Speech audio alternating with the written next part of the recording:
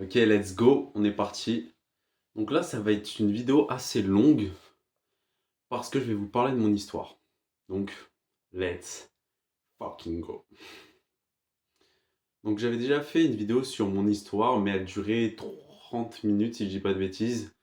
Donc là, on est parti vraiment pour rentrer un peu plus en détail.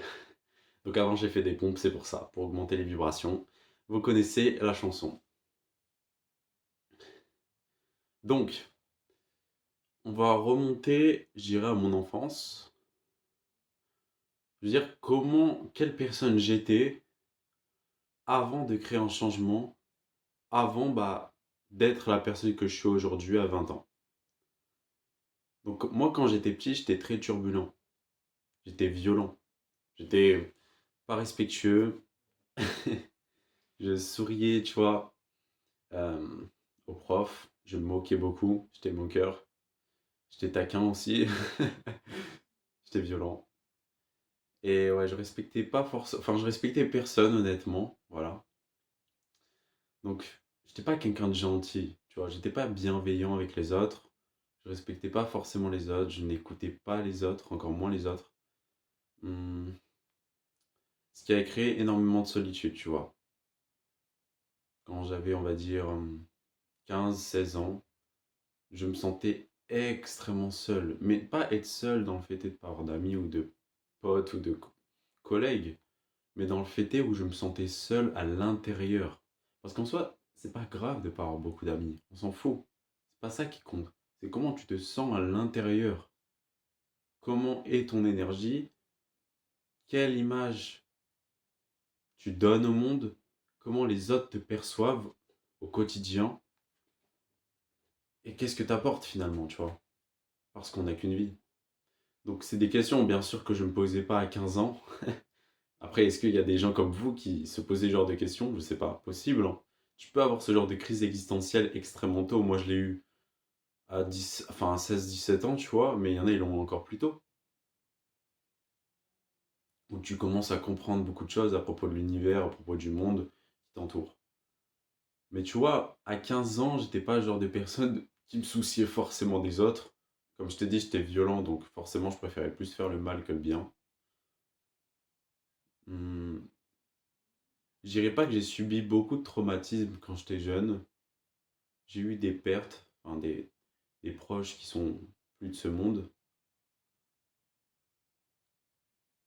Mais je dirais que cette violence, c'était naturel. C'est-à-dire que j'étais un peu comme ça, tu vois. J'étais violent, j'étais turbulent, je savais pas trop m'exprimer, je savais pas partager, tu vois, ce que je ressentais réellement. J'avais du mal, tu vois, à interagir avec le monde. Socialement, j'étais renfermé, j'étais souvent seul, j'étais extrêmement introverti. Donc c'est sûr, ça y jouait pas, tu vois. Genre j'étais violent, mais je pouvais pas expliquer pourquoi j'étais violent. Parce que je savais pas m'exprimer, je savais encore moins m'ouvrir aux autres. Donc je dirais que pendant cette période,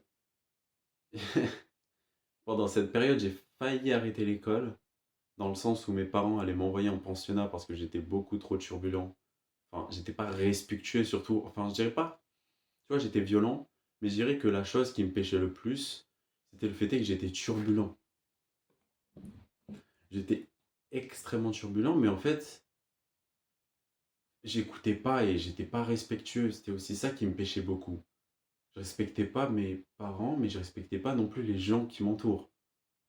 Famille proche ou pas famille proche, tu vois. Bien sûr que ça y joue, hein.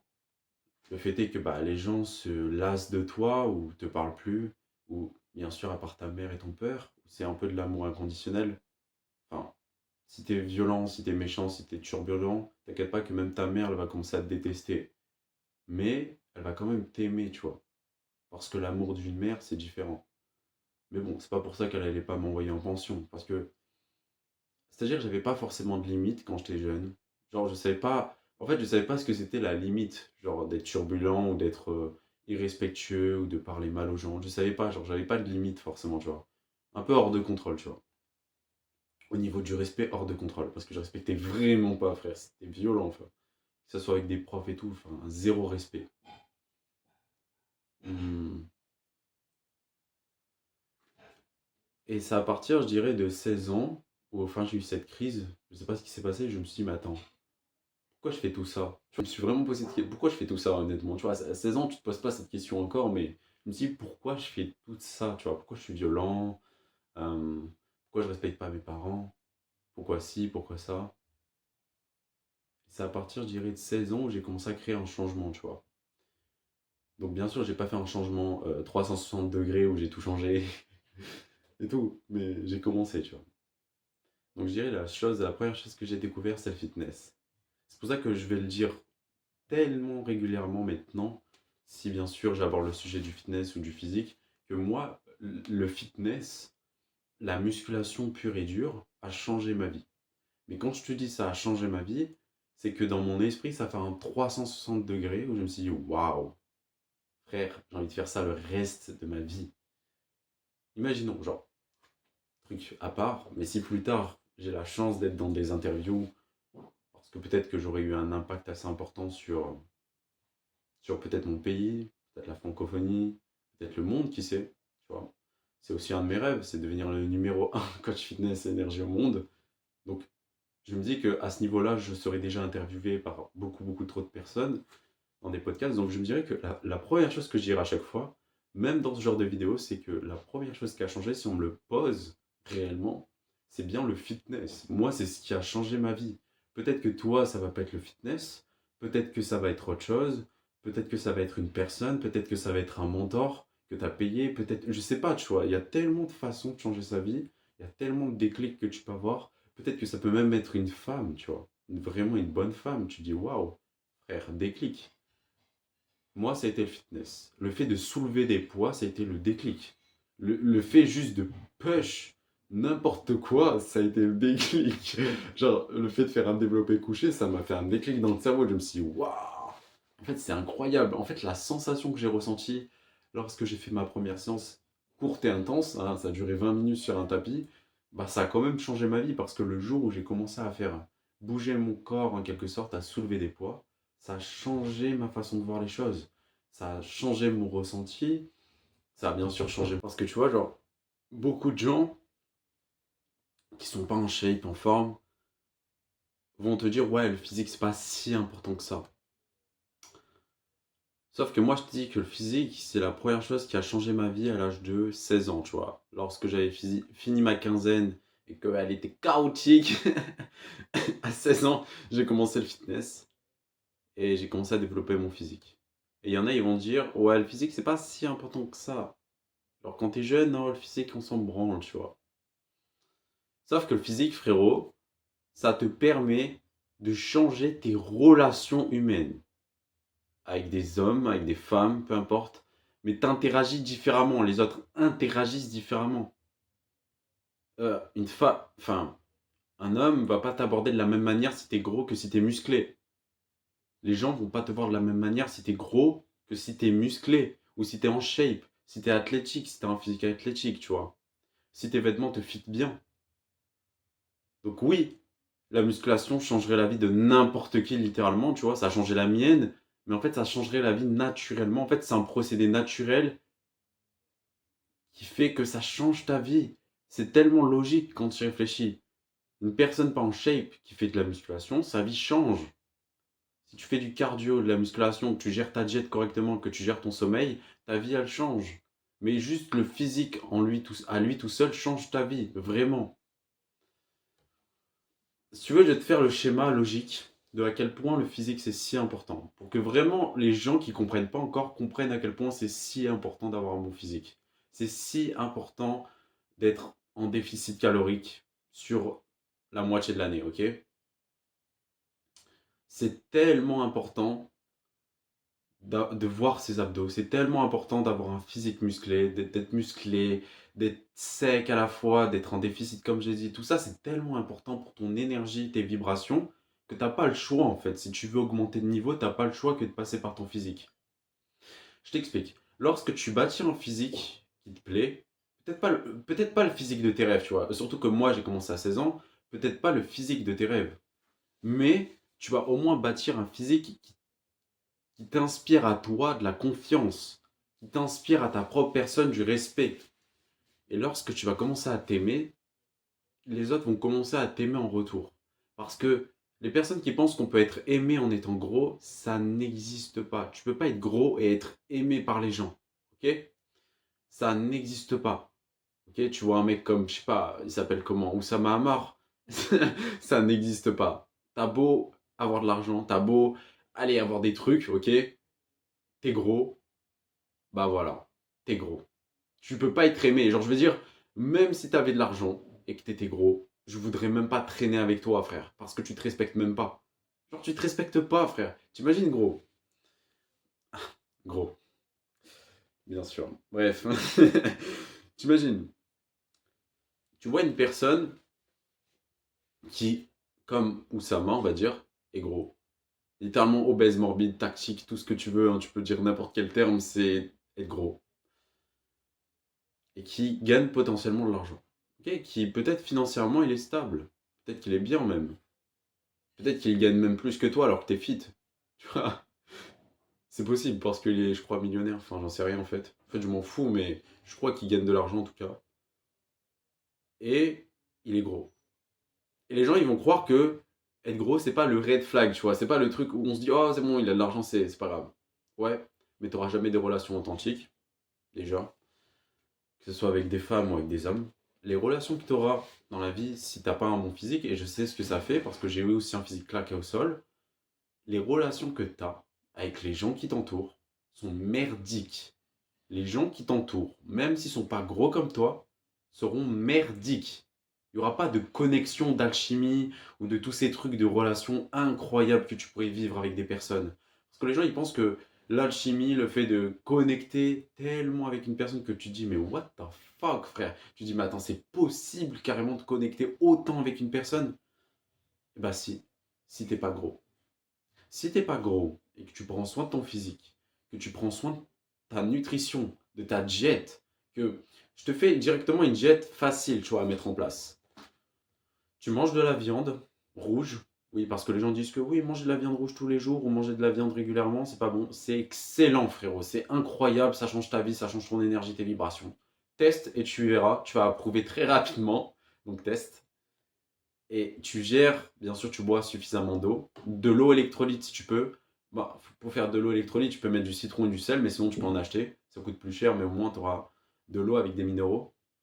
Tu peux mettre du miel. Tu vois, moi je mange beaucoup de miel, enfin avec du café. C'est ce que je fais en ce moment avec beaucoup de viande. Tu gères en fait ta diète du mieux possible. Une diète adaptée à toi, c'est encore mieux, mais ça coûte plus cher. Mais par contre, une diète où tu manges de la viande rouge, où tu manges du miel, où tu bois peut-être du café, tu vois, tu essayes de vraiment gérer au mieux ton énergie. Et sache que quand tu fais ces choses, que tu manges des fruits, des légumes en plus, bah, tu auras une énergie débordante. Mais qu'en plus de ça, tu décides de changer ton physique, c'est là où ta vie, elle change. C'est pour ça que moi, quand j'ai commencé à faire du sport, donc là, je reviens à mon histoire, là, j'ai fait une petite aparté, j'allais partir loin, donc j'arrête. Quand tu commences à développer ton physique, quand tu découvres la salle de musculation, ta vie va changer aussi. Moi, ma vie a changé drastiquement du jour au lendemain. Enfin, ouais. Je me suis dit, mais attends, mais c'est bon, je vais faire ça toute ma vie, je vais enseigner, je vais coacher, je sais pas, mais je vais faire un truc, tu vois. Obligé, je vais faire un truc là-dedans. Et petit à petit, tu vois, je me suis vraiment passionné pour la musculation, jusqu'à aujourd'hui même, tu vois. Jusqu'à mes 20 ans, je suis toujours passionné et je continuerai jusqu'à la fin de ma vie, littéralement jusqu'à ma mort. Je continuerai à faire du sport tous les jours, 7 sur 7, parce que j'adore ça, tu vois. Donc, une fois que j'ai commencé à faire de la musculation, je travaille, enfin, j'avais un diplôme à côté. Enfin, j'avais un diplôme. J'étais en train de travailler pour avoir un diplôme dans tout ce qui est 3D et conception 3D. Enfin, rien à voir avec ma passion de la muscu, tu vois. Donc déjà, ça montrait que j'étais en train de vriller vers un chemin qui allait me dégoûter en quelque sorte. Donc moi, j'ai fait ce BTS. Avant, j'avais fait un BUT, mais je reviendrai après. Donc j'avais fait un BTS CPI dans tout ce qui est 3D, conception 3D. C'est un truc qui était, en vrai, c'était plaisant à faire parce que construire des pièces en 3D sur des logiciels, c'est plaisant, mais c'est pas quelque chose qui attirait. En fait, ça attirait pas mon attention. Ça occupait jamais mon esprit. Et quand je rentrais à la maison, je m'en battais les couilles, tu vois. Ça, c'est un signe comme quoi tu devrais arrêter et faire quelque chose d'autre. C'est vraiment le signe qui te montre que frérot, t'es en train de perdre ton temps. La plupart des études que tu fais, peut-être, te fait perdre du temps. Parce que si ça attire pas ton esprit, si t'as pas envie de devenir meilleur dedans, Si t'as pas envie d'apprendre de nouvelles choses dedans, si t'as pas envie de comprendre de nouvelles choses ou d'apprendre ou de résoudre des problèmes dans cette branche, change. Ça n'a aucun sens. En plus, quand tu y réfléchis, tu perds du temps. Si t'es en mode, oh putain, ça me casse les couilles dès que t'arrives, ou que quand tu pars, tu dis enfin, ce sont des réactions qui montrent que c'est un signe, ok, de l'univers qui te montre que tu devrais partir. Bien sûr, c'est ce que j'ai fait, mais je reviendrai après. Du coup, voilà, je faisais ce BTS, et honnêtement, en gros, c'était chiant à mourir. Les profs, en soi, ils enseignaient bien. Enfin, ils maîtrisaient bien sûr leur domaine, c'est sûr. Ils avaient beaucoup de compétences dedans. Mais je sais pas, pour moi, le système éducatif, il est biaisé. Il est, je dirais même niqué, tu vois, aujourd'hui. Parce que le problème, c'est que les gens, ils vont t'apprendre, mais ils vont pas te montrer comment appliquer la chose. Tu vas avoir énormément de connaissances, mais tu vas pas appliquer ces connaissances. La plupart du temps, on te bourre le crâne de beaucoup d'informations. C'est pour ça qu'aujourd'hui, le monde il est sursaturé d'informations, ce qui n'est pas un problème, ce qui est un avantage. Parce que si tu as beaucoup d'informations sur un sujet, tu peux les utiliser pour devenir meilleur avec l'application. Donc le fait d'appliquer l'information et de passer à l'action vite, vite, vite, très rapidement, ça fait que tu vas être compétent très rapidement, tu vois, dans le domaine. Mais le problème, c'est qu'à l'école, moi en tout cas dans mon BTS, il y avait une surconsommation d'informations, mais une diminution de l'action. Ce qui fait que tu te retrouves avec beaucoup d'informations, mais tu es toujours claqué au sol après 2 ans de BTS. Voilà pourquoi j'ai décidé d'arrêter le BTS et de faire après un BUT GMP.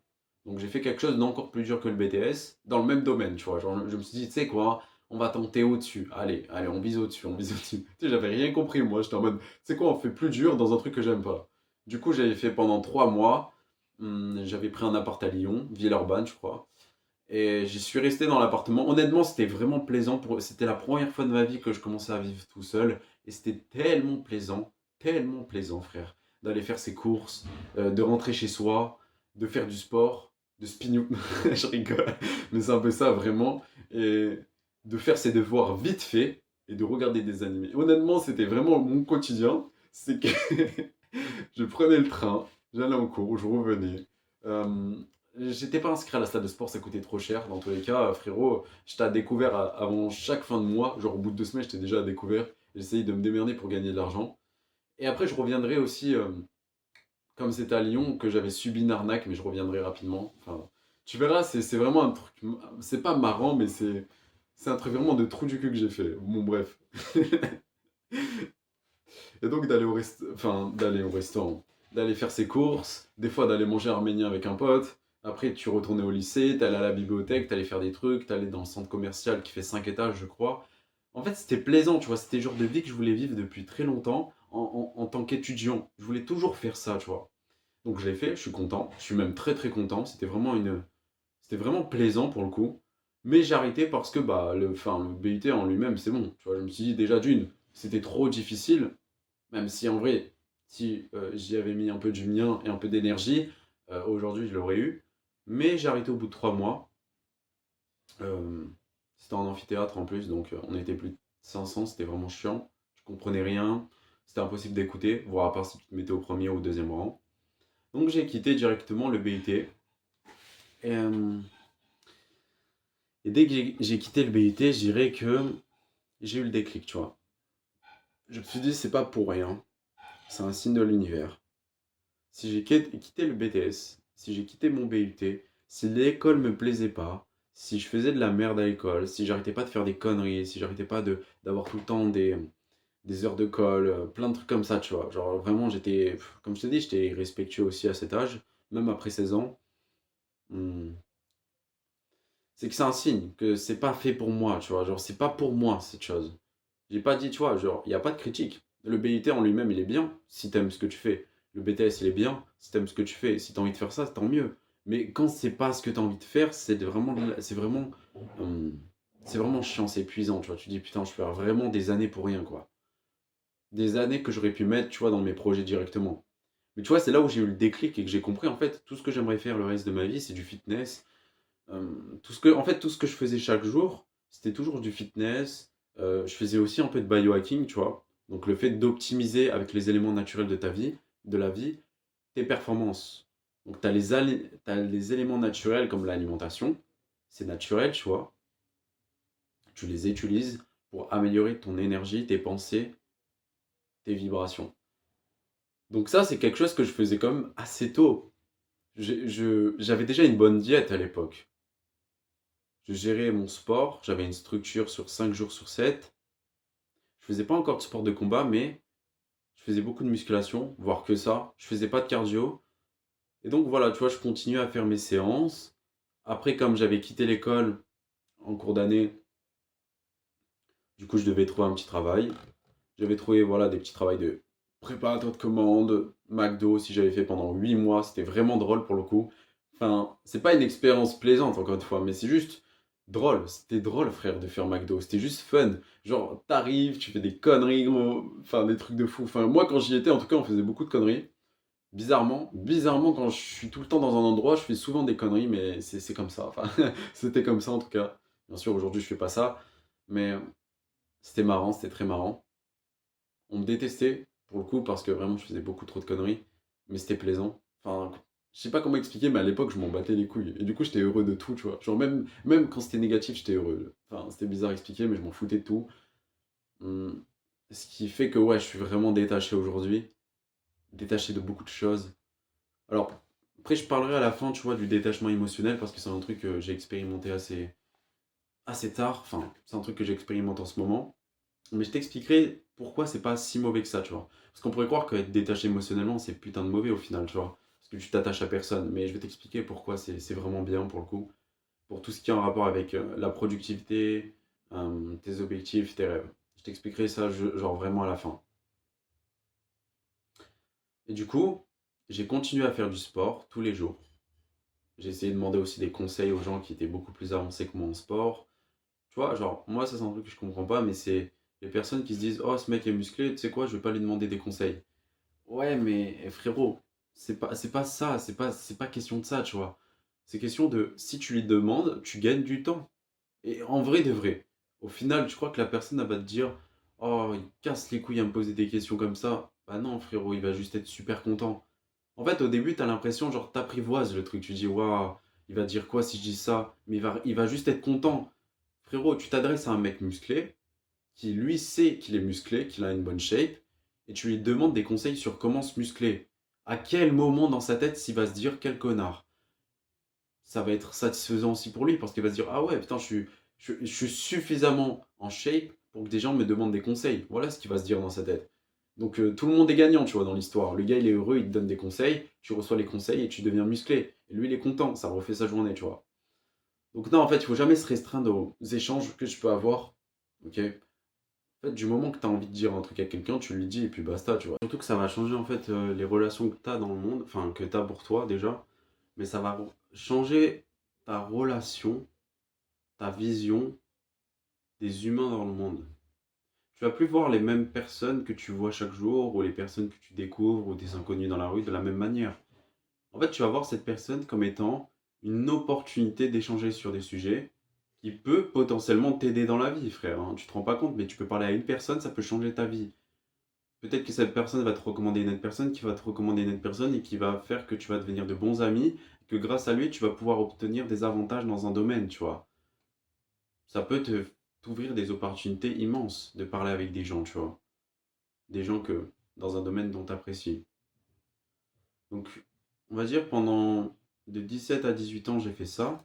Entre-temps, bon, je faisais quand même pas mal de bêtises, j'allais en boîte de... Enfin, bêtises. Hmm. Bah, attention, j'ai dit que j'allais tout raconter, donc... on va dire à partir de 18 ans, ok? Allez, 17 ans et demi jusqu'à... allez, 18 ans, ok? Parce qu'après 18 ans, j'ai commencé vraiment à prendre la vie au sérieux. Tu verras que c'est différent, c'est vraiment le jour et la nuit après. Je dirais que de cet âge à cet âge, je faisais en quelque sorte les 400 coups, tu vois. Genre, j'allais en boîte, je fumais, je bois, j'avais beaucoup de vices, je faisais n'importe quoi. Des fois, je buvais trop d'alcool, je tombais, boum. Le lendemain, alcool, boum. Enfin, je pense que c'est pas choquant, beaucoup de gens ont vécu ça aussi. Je faisais beaucoup de conneries, j'ai failli. Ouais, en vrai, j'ai fait comme les 400 coups parce que Que ce soit avec des voitures, on driftait, enfin sur la route, des trucs de fou, on a failli mourir plein de fois en voiture, plein de fois on a failli mourir en voiture. C'était très, c'était très marrant. Une fois j'étais en Peugeot, il y avait trois arbres, je suis allé trop vite, j'ai pas vu le virage. En plus le virage il était vraiment serré pour le coup, tu vois, c'était en pleine nuit dans une campagne. En plus moi je suis à 4, enfin j'étais je crois à 110 dans un tout petit chemin avec plein de bosses et moi j'étais à 110 comme ça, en mode normal. En mode normal, tout va bien se passer gros. J'étais trop con, frère. Et ensuite, bah, je freinais, mais sauf que j'étais à 110, donc ça burnait un peu en quelque sorte. Ça glissait, tu vois. Et boum, je me prends trois arbres. Mais je sais pas par quel miracle, les trois arbres se sont baissés, frère. Après, c'était pas des arbres, c'était des petits arbustes, mais je me dis, à tout moment, ça se baissait pas et la caisse, elle se soulevait, frère. À 110, on était mort à cause de moi. Bon, plein d'histoires comme ça, tu vois, en voiture. Je sais que moi, j'adorais conduire vite. J'adorais, frère, faire des drifts, 3-6 et tout. Enfin, j'aimais trop faire la conduite, tu vois, en mode rallye un peu agressif. J'aimais trop faire ça, tu vois, dans la vie de tous les jours et tout. J'aimais trop, même le soir, j'aimais trop sortir avec des potes, conduire comme des malades et tout. J'aimais trop faire ça. Bien sûr, à cause de ça, j'ai failli mourir je ne sais pas combien de fois. Jusqu'au jour où je subis un accident. Enfin, il y a, je crois, quelques mois de ça. Donc là j'avance un peu dans le temps. Comme ça, moi, je fais la transition. Donc ouais, moi le jour où j'ai eu le déclic, où j'ai compris que frère, là tu dois prendre la vie au sérieux, c'est quand j'ai eu un accident de voiture. Que la voiture s'est foudroyée en deux, enfin c'était une Peugeot. Je crois que je vous l'avais montré en miniature YouTube au début. Et elle s'est foudroyée en deux, tu vois, le moteur il était carrément tombé par terre. Honnêtement, là j'ai eu le déclic, je me suis dit mec, là tu dois vraiment prendre la vie au sérieux. T'as eu de la chance, Dieu t'a en quelque sorte béni. T'aurais pu mourir mais t'es pas mort, donc c'est un signe que tu dois vivre ta vie. Et c'est le secret, c'est vivez votre putain de vie à fond, parce qu'on en a qu'une et qu'à tout moment ça peut finir. Surtout que si vous forcez la mort, comme j'ai fait, moi je forçais, c'est-à-dire que je conduisais comme un malade, normal qu'un jour j'ai un accident, tu vois. Mais si tu ne forces pas la mort, comme je faisais comme un débile, et bah t'es censé vivre ta vie à fond. Vivre. J'ai pas dit vivre. C'est-à-dire, confonds pas. J'ai pas dit tu vis ta vie à fond, c'est pas soirée, des meufs à tout va, drogue, alcool. C'est pas ça, vivre la vie à fond. Vivre la vie à fond, c'est ne pas avoir de vices, avoir des bonnes habitudes, élever ses vibrations, avoir des bonnes connexions avec des personnes, euh, faire des projets qui te tiennent à cœur et qui aident des gens et qui ont de l'impact, et gérer ta spiritualité, tu vois. Ressentir des choses que les autres ne ressentent pas, apprendre de nouvelles choses, c'est ça, vivre, ok? Confondez pas que vivre, c'est pas s'amuser comme un teubé, même s'il faut le faire. Ok. Si t'as jamais bu, bois, tu vois. Ok, c'est pas moi qui va te donner le conseil de boire, mais si t'as jamais expérimenté ces choses, aussi bizarre ça peut être pas, ça peut être bizarre de dire ça, mais expérimente-les, tu vois. Parce qu'il y a des gens, ils vont dire ouais, mais l'alcool c'est pas bien, mais ils ont jamais bu d'alcool. Ouais, mais fumer c'est pas bien, mais ils ont jamais fumé. C'est nul, frère. Les gens ils te disent ouais, mais tu devrais pas faire ça, tu devrais pas faire autant de sport, mais t'as jamais fait beaucoup de sport. Genre, je veux dire, il y a des gens, ils te disent oh, tu devrais pas faire 6 séances par semaine. Mais t'as jamais fait 4 séances par semaine, frère. Qu'est-ce que tu viens me dire des trucs sur le sport, tu vois? C'est pareil. Il y a des gens qui pensent savoir des choses, mais ils l'ont jamais expérimenté. Tu dois l'expérimenter au moins une fois, même si c'est la chose la plus nulle, la plus mauvaise, tu dois l'expérimenter. Parce que sinon, ça veut dire que tu n'auras pas la sagesse, mais tu n'auras pas la vision de la chose. Tu vois? Tu n'auras pas la perception, tu ne pourras pas en savoir plus davantage sur le sujet parce que tu l'as pas expérimenté. C'est comme les gens qui te parlent de rétention séminale, ils sont à 3 semaines de rétention. Je veux dire, gros, enfin, moi, quand j'ai commencé à parler de la rétention séminale, j'avais plus, je crois, enfin, j'avais plus de 6 mois. Je n'ai pas commencé à parler de la rétention quand j'avais une semaine.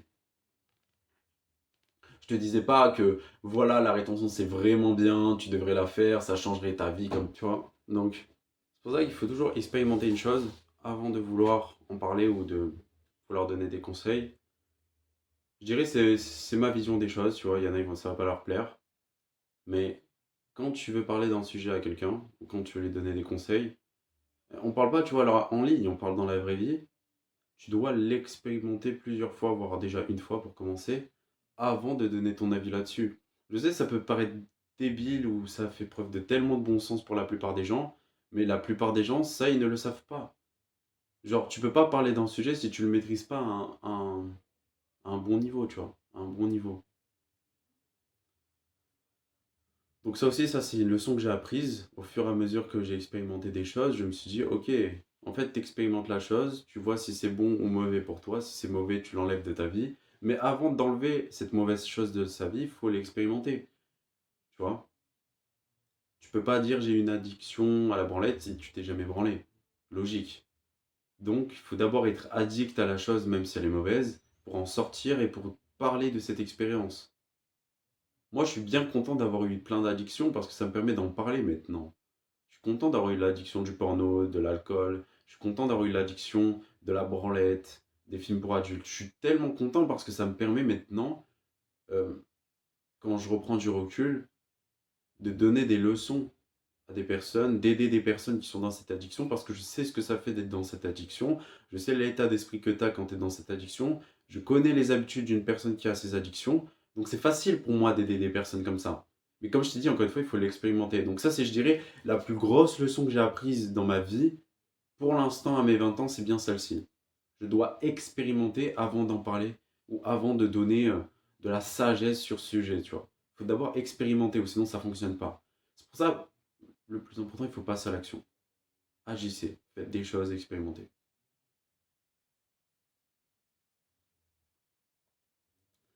Donc je dirais que à 18 ans et demi, c'est là où j'ai eu le déclic. J'irais même un peu avant. Et j'ai commencé la rétention séminale à fond, tu vois. Pendant 2 ans, pendant pas loin de 2 ans là bientôt. Hum, Ça a transformé ma vie. Toutes mes habitudes, ma diète, ça a tout transformé. Mes séances de sport, elles se sont améliorées. Plus intenses, meilleure physique, meilleure communication. J'ai pu lancer un projet qui me tenait à cœur depuis des années, qui est YouTube. J'ai jamais voulu lancer ce projet YouTube parce que j'avais peur de la caméra. Pourtant, il y avait d'autres projets que je faisais à côté qui me plaisaient, mais où j'avais pas besoin de montrer ma tête. Tu vois, par exemple, si on prend un exemple tout bête, bien sûr que sur cette chaîne, sache que si tu me découvres, je ne parle pas des finances, je ne parle pas du business parce que c'est pas un sujet dont j'ai envie d'aborder pour l'instant. Peut-être plus tard, j'en sais rien. Mais pour l'instant, moi, j'ai envie de parler vraiment des sujets qui m'ont transformé le plus. Tu vois?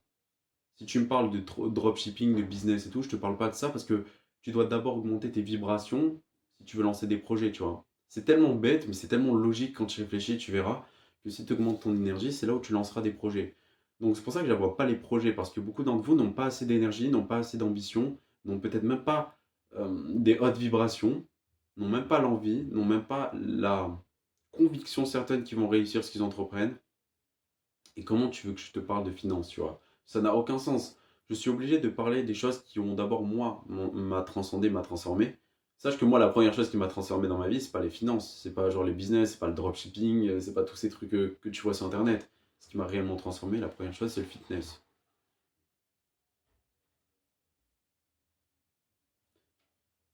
Et tu vois, une des choses que les gens pensent, c'est que tu dois d'abord faire, je sais pas moi, de l'argent pour être comblé. Non. La première chose que tu dois faire quand tu es jeune, c'est pas l'argent. La première chose que tu dois faire, c'est d'abord te bâtir un physique, gérer ta diète, gérer ton sommeil. Juste ces trois-là, 99% des gens, voire 95%, pas 99, ne les gèrent pas correctement à un haut niveau. Ce qui est un énorme problème, hein, je tiens à dire. C'est-à-dire que moi, il y a 4 piliers qui comptent pour moi. C'est ta santé, tes relations, l'argent pour le coup, parce qu'il ne faut pas non plus être ouah, l'argent sert à rien, l'argent, et la spiritualité. Donc la spiritualité, c'est la dernière chose que tu dois développer dans ta vie, hein, frérot. C'est pour ça que les gens qui sont trop spirituels en mode spiritualité, méditation, méditation, méditation, ouais frérot, ça va 2 minutes, mais la méditation, ça a ses limites aussi, frérot. Je te parle jamais de méditation, tu vois, je te parle jamais, enfin, de spiritualité. Oui, les gens ils vont me dire, ouais, mais la rétention, c'est quoi? Mais c'est pas spirituel, la rétention. La rétention, c'est vraiment quelque chose de tangible, physique, mental et après spirituel. Mais la spiritualité, c'est même la dernière chose que tu fais dans ta pratique de la rétention séminale. Donc tu vois bien que la spiritualité, c'est toujours la dernière chose, peu importe le domaine de vie, tu vois. Donc c'est pour ça que d'abord, la première chose que tu dois gérer, c'est ta santé. Et ça, c'est quelque chose que j'ai découvert très tôt, c'est une leçon que j'ai apprise, c'est que t'as beau vouloir faire le reste, non, le plus important, c'est ta santé. Je voulais trop avoir des amis, plein d'amis, avoir beaucoup de relations, avoir des femmes et tout, plein de trucs, tu vois. Je voulais tout. En fait, moi, je voulais avoir plein de relations, j'en avais marre d'être seul et tout, plein de trucs comme ça. Mais en fait, ce que j'avais pas compris, c'est que si j'avais un physique de merde, une énergie de merde, qu'est-ce que j'allais attirer des bonnes personnes? Et le pire, c'est que j'attirais que des mauvaises personnes. Donc j'ai vite compris qu'en fait, il y a vraiment des piliers d'ordre dans ta vie. Tu dois gérer ta santé. Une fois que tu maîtrises ta diète, une fois que tu maîtrises ton physique, une fois que tu maîtrises ton sommeil, tout ce qui est en rapport avec le biohacking, tu vas avoir une santé de fer. Tu vas avoir une énergie incroyable, tu auras une discipline incroyable, etc., etc. Donc là, tu vas pouvoir développer tes vibrations, ton énergie et tes fréquences à un haut niveau. Une fois que tu as fait ça, tu peux t'attaquer aux relations. Et ça, tu vois, au fur et à mesure, je l'ai compris, tu vois. Et donc, j'ai compris ces quatre piliers, j'ai compris qu'il y avait réellement un ordre dans la vie. Donc ça, je l'ai compris à 18 ans et demi, 19 ans, tu vois, durant ma rétention. Et on va dire de 19 ans à 20 ans, après avoir supprimé mes vices, tous mes problèmes, tous les problèmes que j'avais, en tout cas la majorité, j'ai pu les enlever, les plus gros qui me pesaient, tu vois, dans ma vie. Après avoir lâché toutes mes anciennes connaissances, donc mon ancien entourage, après avoir tout abandonné mes études, tout mon entourage, après avoir fait tous les sacrifices qu'il est humainement de faire littéralement pour suivre sa passion, bien sûr, ça c'est grâce à la rétention, et grâce à ce que j'ai appris sur le chemin, j'ai pu enfin me concentrer sur mon rêve. Donc il m'a fallu quand même pas loin de 3 ans pour comprendre que je devais suivre mon rêve. Cette vidéo peut te faire gagner du temps, ok, si tu la regardes jusqu'au bout. Comprends que tu peux le faire plutôt que 3 ans. Genre moi 3 ans ça a été long. Parce que j'avais pas de personne, tu vois. J'avais pas des mentors, j'avais pas tout ça. Je savais même pas que des mentors ou YouTube existait, frère. À l'époque, je regardais pas YouTube, hein. Enfin, vite fait, tu vois, pour la musique, et pour la musique, pour le fitness, mais c'est tout. Je faisais que ça. Mais sinon, je savais pas que les mentors existaient sur les réseaux sociaux, etc. Donc toi, tu as la chance qu'aujourd'hui, il y a tellement de mentors, experts dans tous les domaines de la vie que tu veux améliorer. Que ce soit dans le fitness, dans l'énergie, dans la nutrition, dans les finances, dans tout ce que tu veux améliorer dans ta vie, littéralement, ok? Si t'en fais une priorité. Et c'est ça qui est beau aujourd'hui, c'est que tu peux t'améliorer tellement plus rapidement qu'avant. Avant, c'était plus compliqué, tu vois, il n'y avait pas tout ça. Genre, ça commençait tout juste, tu vois, d'entreprendre, de se développer, blablabla. Mais aujourd'hui, frère, c'est abondant. C'est abondant le niveau d'information que tu peux avoir que tu ne retrouves nulle part ailleurs. C'est pour ça que vraiment, je t'incite vraiment à te développer au maximum. Le plus tôt possible, c'est mieux. Moi, comme je t'ai dit, j'ai beaucoup tourné en rond, en quelque sorte. J'ai zigzagué. J'ai essayé de me comprendre, j'ai essayé de comprendre qui je suis, j'ai essayé de voir ce qui marchait pour moi, j'ai essayé d'enlever mes vices, de supprimer tout ça. Ça a été long, ça a été, on va dire, une perte de temps, mais non, parce que ça m'a permis d'apprendre de nouvelles leçons de vie, d'apprendre qui je suis, d'apprendre ce que je voulais faire de ma vie, jusqu'à ma mort, littéralement. Donc j'ai pu découvrir aussi ma mission de vie durant ma rétention après 1 an. Et honnêtement, tu vois, la rétention séminale, c'est quelque chose, les gens ils en parlent pas assez, mais ça change vraiment ta vie sur le long terme. Parce que les gens, quand ils te disent, ouais, ça change vite, fais ta vie, tu vois, ouais, c'est bien, oh, c'est cool, le NoFap, ils ont 3 4 mois de rétention, frère. Mais quand t'attends pas loin de 2 ans de rétention, quand tu discutes avec des gens qui sont à 4 5 ans et plus de rétention, 10 ans de rétention, des décennies de rétention, en fait, tu comprends que frérot, la rétention, c'est pas juste un truc de salope, tu vois. La rétention, c'est ta vibration. La vibration, c'est ce que les plus grands hommes de la planète gèrent actuellement, milliardaires, millionnaires, des personnes qui changent constamment le monde, qui aident des millions de personnes à travers le monde chaque année. Ce genre de personnes gèrent leur vibration au plus haut niveau. Donc, ils ont une énorme rétention séminale. Donc, c'est pour ça que les gens pensent que la rétention, c'est un truc de salope. La rétention permet d'avoir des vibrations ultra élevées. Et si tu as des vibrations élevées, tu peux tout attirer dans ta vie. Même des gens qui sont même pas dans ton pays, frère, hein. C'est pour te dire, donc, la rétention, ça change ta vie, tu vois. Que les gens le veuillent ou non, ça changera ta vie. Encore une fois, la rétention séminale, c'est pas un sujet aussi connu que le biohacking, c'est pas un sujet aussi connu que le fitness, le physique, etc. C'est une pratique ancestrale qui est peu connue, même sur YouTube, même sur les réseaux sociaux, même dans la vraie vie, peu importe. C'est pas très connu, ok? Mais j'en suis sûr que d'ici 3, 4, 5 ans, ce sera tellement connu, ça va dépasser le biohacking, ça va dépasser les sujets fitness, ça va même dépasser les sujets de business sur YouTube, tous les trucs d'entrepreneuriat, ça va littéralement dépasser tous ces sujets. J'en suis persuadé qu'il n'y aura que des vidéos sur YouTube de rétention séminale, rétention, rétention, rétention. Et bien sûr, j'en serai un précurseur de la rétention séminale. De toute façon, d'ici là, j'aurai peut-être 6 à 7 ans de rétention, donc voilà. Donc en vrai, tout ça pour dire que moi, la chose qui m'a le plus appris, c'est que je devais faire l'expérience des choses, bonnes ou mauvaises, en ressortir une leçon et évoluer comme ça. C'est la seule leçon que j'ai apprise durant ces années qui m'a permis d'évoluer à chaque fois. Donc c'est une leçon que j'aimerais t'inculquer à travers cette vidéo. C'est que tu dois expérimenter le plus rapidement possible les choses. Peu importe, tu t'en fous, elles sont bonnes, mauvaises, tu t'en fous. Imaginons, genre il y a un mec qui veut lancer en ligne, il veut aller faire du OnlyFans. Ouais, le OnlyFans c'est mauvais. Il n'y a pas à dire, il n'y a pas plus mauvais que ça en fait. Sauf que, imaginons que tu réussis là-dedans, tu vas quand même faire l'expérience, tu vois. Tu vas faire quelque chose de mauvais, mais tu vas en ressortir de l'expérience, tu vas apprendre des trucs, tu vas développer des compétences pour pouvoir faire développer ce business. Imaginons, tu gagnes de l'argent, boum, t'as expérimenté des choses. Mauvaises, mais t'as expérimenté des choses. On s'en fout. T'as expérimenté des choses, frère. Si tu débutes, t'as expérimenté quelque chose. Mieux vaut expérimenter une chose mauvaise que ne rien expérimenter. C'est pour ça que les gens ils comprennent pas, tu dois passer à l'action tellement souvent, tellement régulièrement, tellement rapidement surtout, que en un an tu te dis, mais attends, mes frères, ça fait 3 mois là. Tu vois, on est en mars, ça fait 3 mois, je me dis, attends, j'ai l'impression que ça fait 4 ans, frère, que mars a commencé, tu vois. Tellement que tu expérimentes, tellement que tu passes à l'action, tu es en mode, mes frères, mes journées, elles durent 28, elles durent 72 heures, mes journées, des fois, j'ai l'impression. C'est ça, c'est l'impression que tu dois te donner à ton cerveau, à ton subconscient tous les jours. Tu dois te dire, waouh, mec, je travaille, j'abuse, tu vois. Il faut abuser, il faut abuser, abuser, abuser. Passer tellement à l'action que tu te dis, mais ouais, j'ai l'impression que ça fait 3 jours, tu vois, qu'on est lundi. C'est ça l'impression que tu dois te donner à toi-même à chaque fois. Et ça va te permettre de grandir et de développer ben, des compétences surtout, mais de tout le temps ressortir une leçon de cette chose. Qu'elle soit bonne ou mauvaise, que tu as réussi ou que tu as échoué, on s'en fout. Tu vas grandir. C'est sûr que tu vas grandir, c'est obligé. Donc voilà un peu la leçon que j'ai apprise pour l'instant, jusqu'à mes 20 ans. Bien sûr, j'en ferai d'autres vidéos. Alors, enfin, je pense que tous les 5 ans, ou peut-être, enfin, j'abuse, mais tous les 2 3 ans, je ferai des vidéos comme ça, du style de mes 20 ans à mes 23 ans, de mes 23 ans et tout, etc. Parce que je pense que YouTube, je vais rester très très très longtemps. Je pense pas partir en fait. Je pense rester vraiment à vie pratiquement sur YouTube. Genre, tant que je peux faire des vidéos comme ça, je le ferai, tu vois, tout simplement. Parce que je pense que ça peut toujours aider des personnes, des vidéos comme ça, ou même des vidéos sur les sujets que j'aborde, ça pourra toujours aider.